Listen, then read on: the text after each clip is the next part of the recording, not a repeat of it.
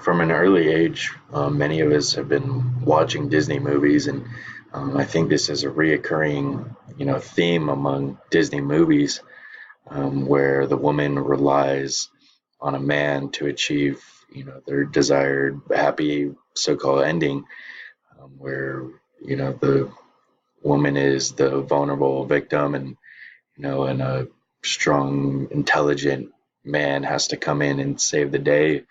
We see examples of this throughout Cinderella, Snow White, even in Sleeping Beauty and Aladdin.